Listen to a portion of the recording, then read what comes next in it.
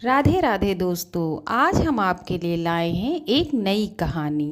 कहानी का नाम है सास और बहू का रिश्ता। आप हमारे चैनल पे नए हैं तो चैनल को लाइक सब्सक्राइब एंड शेयर करना। सुमन ने अपने बेटे प्रशांत के लिए लड़की ढूंढने के लिए सभी रिश्तेदारों दोस्तों से कह दिया था। उसे एक बहुत अच्छी लड़की की तलाश थी। वह अपने पति रमेश इसी बात की चर्चा करती कि जब दुल्हन इस घर में आएगी तो घर कितना खुशहाल हो जाएगा। चांद सा टुकड़ा लाऊंगी अपने राजकुमार के लिए। रमेश भी बार बार पूछता कि लड़की तुझे कैसी चाहिए, पर प्रशांत हंसकर टाल देता था। क्या मम्मी, अभी कहाँ, मुझे बहुत कुछ करना है।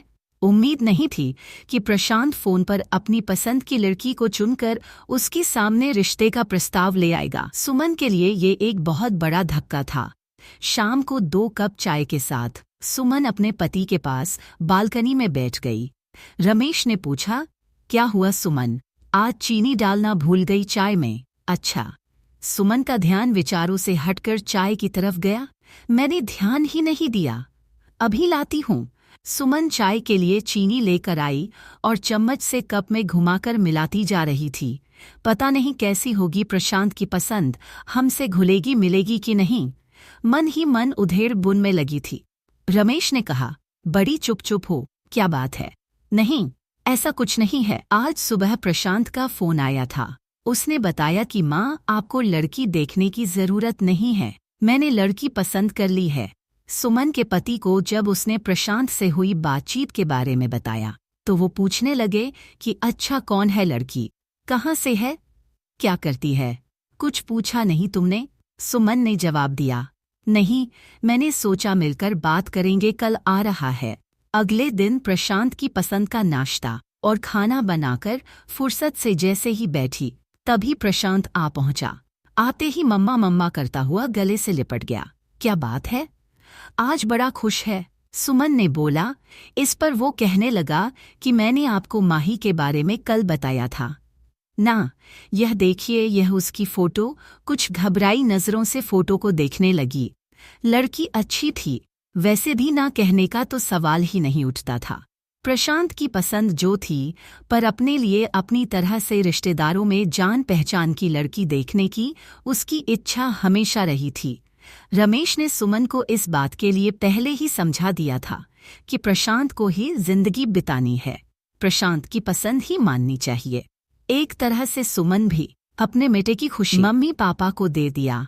कुछ दिन बाद दोनों का रिश्ता पक्का कर दिया। माही सावले रंग रूप की थी, हाँ, आंखें जरूर बड़ी थीं, लेकिन उसे देखकर सुमन को लगा कि मैं तो इससे अच्छी ढूंढकर कर लाती। गोरी चिट्टी पर मन महसूस कर रह गई।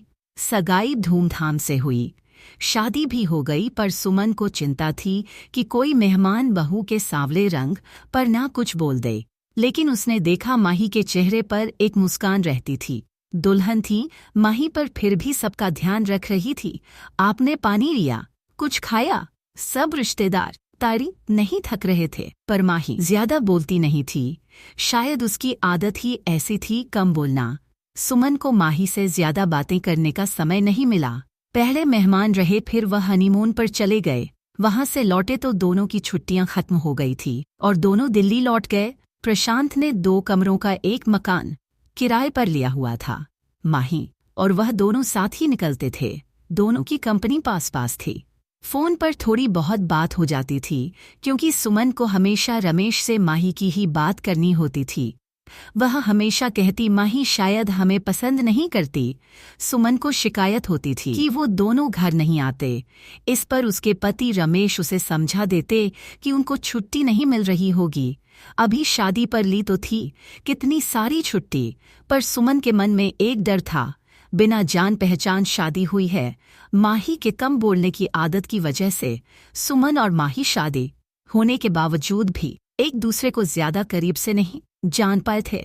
एक दिन प्रशांत ने फोन किया और कहा, आप और पापा कुछ दिन के लिए आ जाओ, हम दोनों को छुट्टी नहीं मिल रही है, लेकिन आप लोग यहाँ आ जाइए, साथ मिलकर रहेंगे। सुमन ने बहुत आनाकानी करते हुए मना किया, नहीं, अभी नहीं, फिर कभी। लेकिन प्रशांत मानने को तैयार ही नहीं था। अच्छा, तेरे पापा से पूछकर बताऊंगी। रमेश हाँ कहने पर सुमन की खुशी बढ़ गई और उसने एक लिस्ट तैयार कर ली कि क्या क्या रमेश के साथ वह बाजार से जाकर प्रशांत के लिए लेगी। माही की भी खाने पीने की पसंद उसे पता चल चुकी थी, इसलिए उसने लड्डू, पंजूरी और घर का भी काफी सामान बना लिया था और बाजार से भी उनके लिए शर्ट और आखिर पहली बार बेटे और बहू के पास रहने जा रही थी। रमेश सुमन टैक्सी करके दिल्ली पहुंच गए। सुमन सोचने लगी, माही ऑफिस में होगी, छुट्टी तो ली नहीं होगी। दरवाजे पर ताला नहीं था। सुमन को अच्छा महसूस हुआ। डोरबेल बजाते ही माही ने पैर छुए और नाश्ता और चाय लेकर आ गई। माही ने कहा कि आप नहा धोकर कपड़े बदल लीजिए, मैं थोड़ी देर में खाना लाती हूँ। सामने नया टॉवल रख दिया। ये देखकर रमेश थोड़ी टेढ़ी निगाह से सुमन थोड़ी सी मुस्कुराहट के साथ नजरें नीची करके नाश्ता करने लगी देखा। बहू कितनी समझदार है। रमेश के ये कहने पर सुमन कुछ नहीं बोली। कहती भी क्या। शाम को जब प्रशांत से सब खुशी से मिले, सुमन सामान दिखाने लग गई। सब खुश थे। प्रशांत, सुमन और रमेश बातें कर रहे थे। माही अपने इधर उधर के काम समेटने में लगी थी, बस एक छोटी सी मुस्कुराहट लिए। रात का खाना बाहर से ही ऑर्डर कर दिया था। सबने मिलकर खाना खाया। खा पीकर सब सोने चले गए। माही ने 2 चादर, 1 जग पानी और गिलास सब रख दिया था। सुमन मन ही मन खुशी हो रही थी। जैसा उसने सोचा था माही वैसी ही थी। घर को घर समझने वाली। अगले दिन ऑफिस था। प्रशांत बताता था कि दोनों कॉर्नफ्लेक्स खाकर जाते थे। सुमन ने सोचा उन्हें कंपनी में मिल जाता होगा खाना, इसलिए कुछ ज्यादा खाकर नहीं जाते। उसने सोचा क्यों ना मैं अपने रमेश के लिए कुछ बना लूं। तभी माही की आवाज से उसका ध्यान टूटा। मां, नाश्ता रेडीमेड है, ढोकला प्रशांत ने बाजार से ला दिया था। सुमन ने देखा माही नया सूट पहनकर तैयार थी। ये वो सूट था जो सुमन लाई थी। माही ने आगे बोला, खाना बना दिया है, खा लीजिएगा। अपने दिए सूट में माही को देखकर सुमन को खुशी महसूस हुई कि माही ने दिए का मान रखा। सुंदर लग रही हो माही, सुमन ने धीरे से कहा और तुरंत बात पलट दी। अरे मैं बना लेती नाश्ता। माही ने कहा, नहीं माँ, आप क्यों काम करेंगी, कहकर गले लगकर ऑफिस के लिए निकल गई। सुमन ने माही की आंखें पढ़ ली थीं कि बिजी होने पर भी छोटी छोटी बातों का ध्यान रख रही थी। माही, रमेश सुनो। सुमन ने अपने गालों पर हाथ रखकर कहा, मुझे माही के गले लगने का स्पर्श देर तक महसूस हो रहा है। आज बेटी होती तो ऐसे ही गले लगती। भावुक दिल से हाँ कहा।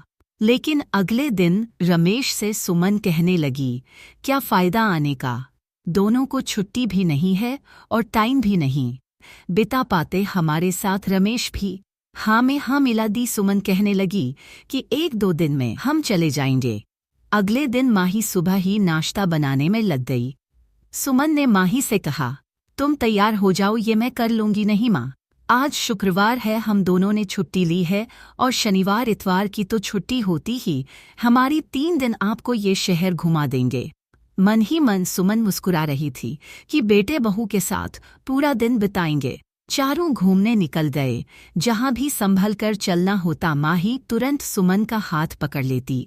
3 दिन पता ही नहीं चले। अगले दिन सुमन सुबह ही उठकर रसोई में आ गई। माही तुरंत बोली, मम्मी जी कुछ चाहिए? नहीं, सुमन ने कहा, मैं तो इसलिए चली आई कि दोनों मिलकर काम करेंगे, सब काम जल्दी हो जाएगा। ये सुनकर माही मुस्कुरा दी। दोनों ने मिलकर नाश्ता बनाया और माही ऑफिस के लिए तैयार हो गई। प्रशांत माही चले गए। सुमन रमेश से माही की तारीफ किए जा रही थी और रमेश मुस्कुरा रहे थे। तुम वही हो जो माही के लिए इतना डरी बैठी थी। सुमन धीरे से मुस्कुरा दी थी। शाम को प्रशांत और माही ऑफिस से आए। खाना खाते समय रमेश ने कहा, प्रशांत हम कल जाने की सोच रहे हैं। प्रशांत ने कहा, अभी तो कुछ और दिन, अभी तो खूब मन लग रहा है। आप अकेला तो महसूस नहीं कर रहे? नहीं प्रशांत बेटा, तुम्हारी मम्मी साथ है ना, तो दिन आराम से कट जाता है। कभी टीवी देख लेते हैं और कभी अखबार पढ़ लेते हैं, ऐसे में समय का पता नहीं चलता। प्रशांत फिर क्यों जाना है? खाना खाने के बाद बर्तन समेटकर माही कमरे में आकर बोली, मम्मी जी शाम को ऑफिस से आकर बहुत अकेलापन लगेगा। आप दोनों के आने से रौनक हो गई है।